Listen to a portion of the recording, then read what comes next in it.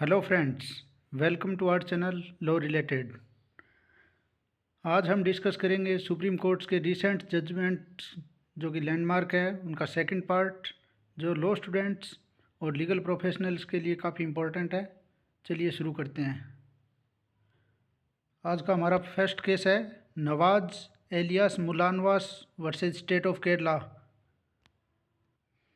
इस केस में supreme court ने रेमिशन की पावर यूज करने के लिए क्या गाइडिंग फैक्टर होने चाहिए, कितनी पनिशमेंट है, जो सेंटेंस है वो कन्विक्ट जब गुजार लेता है उसके बाद उसको रेमिशन के लिए कंसिडर किया जाना चाहिए, इसके रिगार्डिंग गाइडलाइंस पास की हैं। जैसा कि आपको पता है, रेमिशन की पावर प्रेसिडेंट और गवर्नर के पास होती है। प्रेसिडेंट के पास आर्टिकल 72 और गवर्नर के पास आर्टिकल 161 में ये पावर दी गई है, जिसमें वो सेंटेंस और पेनल्टी को है वो रिड्यूस कर सकते हैं और कैंसिल कर सकते हैं। The supreme court held that in murder cases while exercising discretion to fix the minimum term before remission consideration, court must apply judicial mind and consider several factors। और वो फैक्टर कौन कौन से हैं? Nature and gravity of crime and the manner in which murder was committed, what was the motive or degree of the brutality, and the impact on the victim's family and society, or if there is possibility of reformation of the convict. Next case is Achin Gupta versus State of Haryana. In this case, Supreme Court expressed caution against misuse of section 498A of IPC।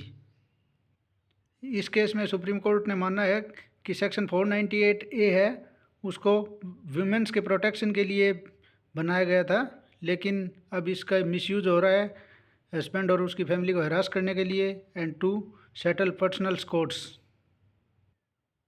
Supreme court ने बोला है कि हर छोटी लड़ाई जो शादी के दौरान होती है उसके लिए ज़रूरी नहीं है कि क्रिमिनल प्रोसिक्यूशन ही हो, और इनोसेंट रिलेटिव्स हैं उनको इसमें नहीं घसीटा जाना चाहिए। सुप्रीम कोर्ट ने भारतीय न्याय संहिता के अंदर ऐसे जो प्रोविज़न है उनका लेजिस्लेटिव रिव्यू करने के लिए भी सरकार को बोला है, ताकि ऐसे कानून का दुरुपयोग नहीं किया जाए। Next case is property owners association versus state of Maharashtra. In this case supreme court held that not all private property can be equitably distributed।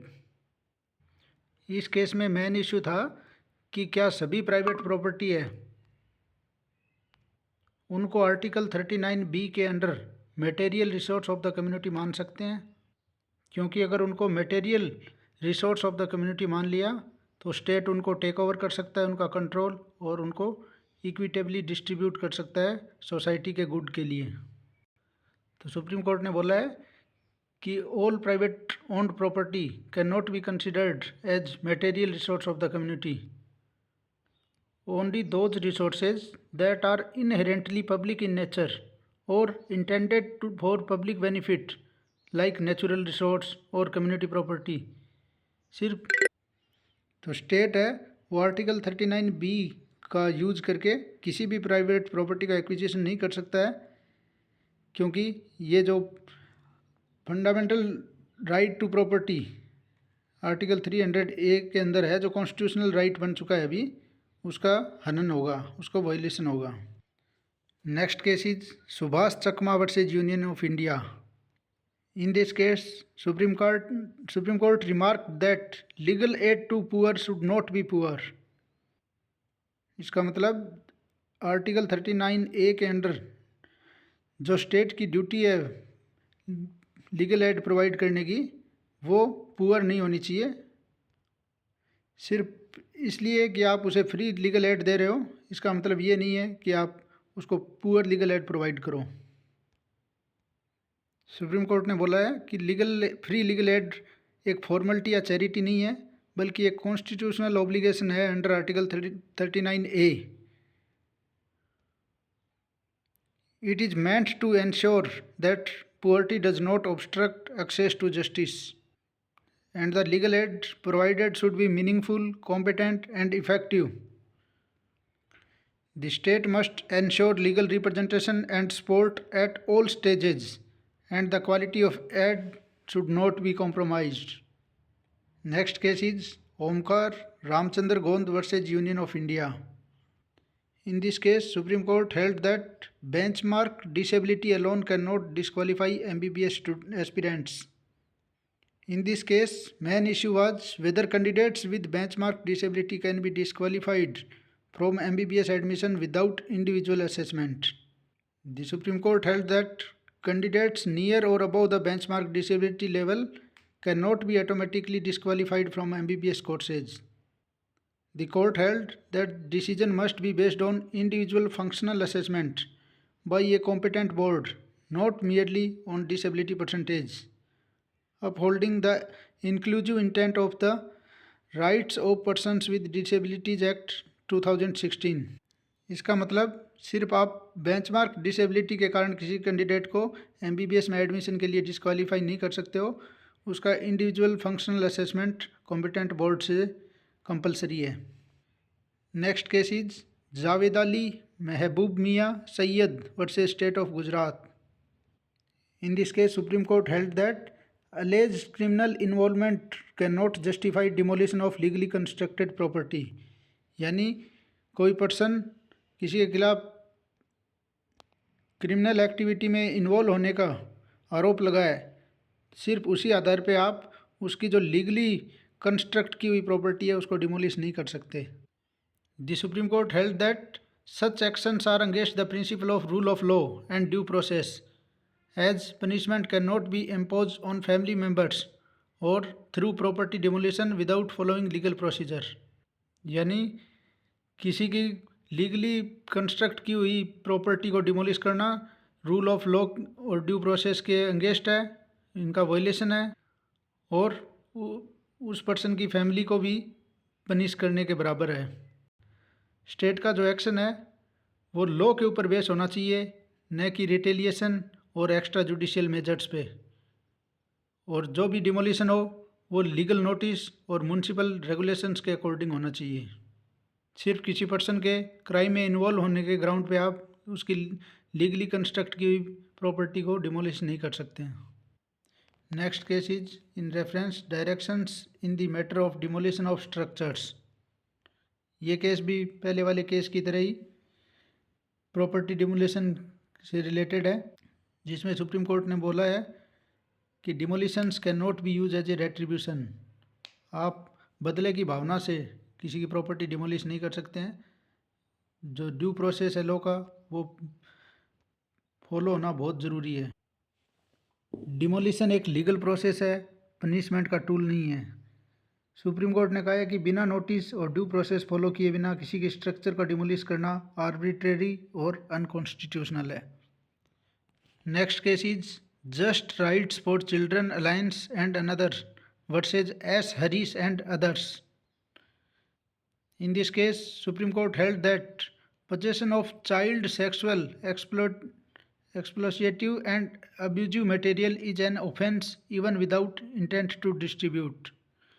इस केस में मेन इशू था कि चाइल्ड सेक्सुअल अब्यूज मटेरियल अगर किसी के पास store है या उसके पोजेशन में है और विदाउट इंटेंशन टू सर्कुलेट, यानी वो सर्कुलेट करने के इंटेंशन से नहीं स्टोर किया हुआ, तो क्या वो पोक्सो एक्ट और आईटी एक्ट के अंडर पनिशेबल है। तो सुप्रीम कोर्ट ने बोला है कि ऐसे मटेरियल का पोजेशन भी पोक्सो एक्ट के अंदर पनिशेबल है, सेक्शन 15 के अंडर और आईटी एक्ट के सेक्शन 67 बी के अंडर, चाहे आपका इंटेंशन उसको डिस्ट्रीब्यूट करने का नहीं हो। कोर्ट ने बोला है कि ऐसे मटेरियल का इमीडिएट डिलीटेशन होना चाहिए, उसको डिलीट किया जाना चाहिए, और अगर आप डिलीट नहीं करते हो तो ये एक क्रिमिनल ऑफेंस है। सुप्रीम कोर्ट ने चाइल्ड पोर्नोग्राफी वर्ड को CACAM से रिप्लेस करने का भी सजेशन दिया है, ताकि जो इसकी सीरियसनेस है वो लोगों को पता चले। Next case is Dhanraj Ashwani versus Amar S Moolchandani. In this case supreme court held that custody in one case does not bar anticipatory bail in another. इस केस में मेन इशू था कि अगर कोई पर्सन पहले से किसी ऑफेंस के लिए जुडिशियल कस्टडी में है तो वो किसी अनदर ऑफेंस के लिए एंटीसिपेटरी बेल मांग सकता है क्या? So, Supreme Court held that judicial custody for one offence does not prevent an accused from seeking anticipatory bail for different offence in which he was arrested or in which his arrest is apprehended. यानी एक case में judicial custody होने का मतलब ये नहीं है कि एक अक्यूज दूसरे केस में एंटीसिपेटरी बेल नहीं ले सकता। तो सुप्रीम कोर्ट ने बोला है कि एंटीसिपेटरी बेल का जो प्रोविज़न सेक्शन 438 सीआरपीसी में दिया गया है वो तब तक मेंटेनेबल है जब तक वो अक्यूज उस केस में अरेस्ट नहीं हो जाता है। In another landmark judgment Girish Gandhi versus state of UP, supreme court held that excessive bail conditions defeat the purpose of bail. In this case, main issue was whether requiring multiple sureties in different states for the same accused, despite granting bail, violating the right to personal liberty under Article 21 of the Constitution of India. तो इस case में supreme court ने माना है कि अगर multiple states में अलग अलग श्योरिटीज मांगी जा रही है तो वो अनरीजनेबल है। सुप्रीम कोर्ट ने कहा है कि एक स्टेट के अंदर एक ही श्योरिटी सफिशिएंट है ताकि बेल डिटेंशन का एक और फॉर्म ना बन जाए। सुप्रीम कोर्ट ने बोला है कि बेल का मेन पर्पज अक्यूज की प्रेजेंस को ट्रायल के टाइम पे इंश्योर करना होता है और उसमें जुडिशियल एफिशिएंसी और पर्सनल लिबर्टी को बैलेंस करना ज़रूरी है। तो एक स्टेट में एक श्योरिटी एनफ है। Next case is Jalaluddin Khan versus union of India. In this case supreme court held that bail is the rule and jail is the exception even in special statutes like UAPA. यानी कि जो rule है कि bell है वो rule है और jail है वो एक्सेप्शन है, वो स्पेशल स्टेच्यू के अंदर भी लागू होता है। The main issue in this case was whether accused was entitle to bail despite stringent UAPA provision. यानी कि इतने कठोर यूएपीए के जो प्रोविज़न है उनके अंडर भी क्या अक्यूज को बेल मिल सकती है। So the supreme court held that bail should not be denied merely on the gravity of allegations but on the presence of substantial evidence linking the accused to the crime। यानी किसी accused के खिलाफ गंभीर प्रवृत्ति के allegation लगे हैं, सिर्फ इस आधार पे आप बेल को डिनाई नहीं कर सकते। उसके लिए आपको अगर सब्सटेंशियल एविडेंस हैं बेल रिजेक्ट करने के तो ही बेल रिजेक्ट की जानी चाहिए। Supreme court highlighted that pretrial detention should not become punitive and stressed. Supreme court stressed that the fundamental principle that bail is the rule, jail is the exception is applicable even in special statutes. Next case is State through CBI versus Naresh Prasad Agarwal. In this case, Supreme Court held that judicial integrity and timeliness. Supreme Court strike down the post-retirement verdict. इस case में Madras high court के एक जज साहब ने अपने retirement के 5 महीने के बाद 1 लाइन ऑपरेटिव ऑर्डर निकाल के अक्यूज़ को डिस्चार्ज कर दिया था। So supreme court set aside that judgement ruling that delivering a detailed judgement after retirement is improper. The supreme court held that justice can not retain case file after demitting office. The case was remitted to the high court for fresh consideration. Supreme court ने बोला है कि justice delivery time bound और transparent होनी चाहिए। Next case is Chandigarh housing board versus Tarsem Lal. In this case the key issue was whether a person recognise as scheduled caste, scheduled tribe in one state can claim the same status and associated benefits in a union territory where no STs are officially notified। यानी कोई person किसी एक state में scheduled tribe की category में आता है तो क्या वो दूसरे यूनियन टेरिटरी या स्टेट में एसटी का स्टेटस क्लेम कर सकता है जहाँ कोई भी एसटी ऑफिशियली नोटिफाइड नहीं है। So the supreme court ruled that ST status is state specific and does not automatically transfer upon migration। यानी कि जो शेड्यूल ट्राइब का स्टेटस है वो पर्टिकुलर स्टेट के लिए होता है और वो ऑटोमेटिकली ट्रांसफ़र नहीं होता है आप किसी दूसरे स्टेट में जाओगे। तो चंडीगढ़ में कोई भी ऑफिशियली नोटिफाइड शेड्यूल ट्राइब नहीं है, तो रेस्पोंडेंट है वो ST का स्टेटस वहाँ पे क्लेम नहीं कर सकता है।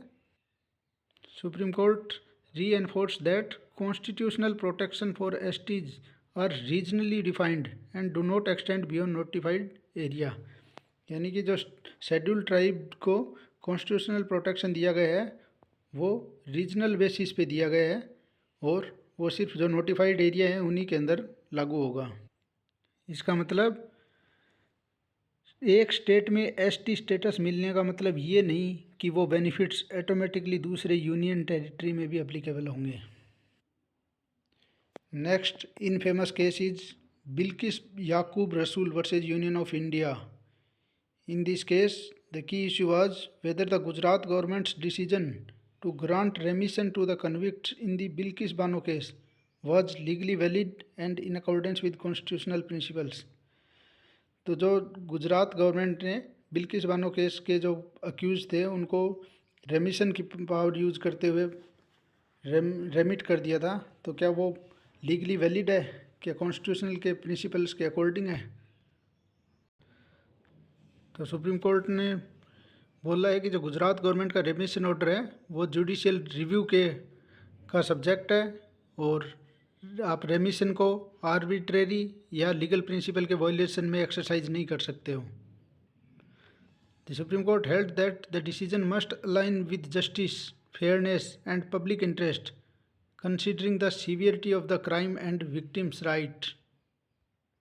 सुप्रीम कोर्ट ने बोला है कि आप रेमिशन की पावर यूज करके रूल ऑफ लॉ और पब्लिक का जो ट्रस्ट है जस्टिस सिस्टम में उसको अंडरमाइन नहीं कर सकते हो। And the last case of the day is Vishal Tiwari versus Union of India and others, the famous case of Adani Hindenburg controversy, SEBI's authority under scrutiny। In this case, Supreme Court upheld SEBI's authority, ruling that market regulation falls within its expertise, and Supreme Court refused for SIT or CBI probe, emphasizing that regulatory bodies must function independently unless clear inefficiency और legal lapse are evident। तो supreme court ने बोला है कि stock market की integrity के लिए सेबी एक स्ट्रॉन्ग रेगुलेटरी बॉडी है और सुप्रीम कोर्ट ने कहा है कि बिना कॉन्क्रीट एविडेंस के CBI या SIT प्रोब का डिमांड अननेसेसरी है। ये थे सुप्रीम कोर्ट के रिसेंट इम्पोर्टेंट जजमेंट्स जो इंडियन लीगल सिस्टम पर बड़ा इम्पैक्ट डालेंगे। इसका तीसरा पार्ट भी जल्दी डाल दिया जाएगा। अगर आपको ये वीडियो इन्फॉर्मेटिव लगी तो लाइक, शेयर और सब्सक्राइब ज़रूर करें। कमेंट सेक्शन में बताएं कि आपका फेवरेट जजमेंट कौन सा था। मिलते हैं नेक्स्ट वीडियो में, तब तक के लिए जय हिंद।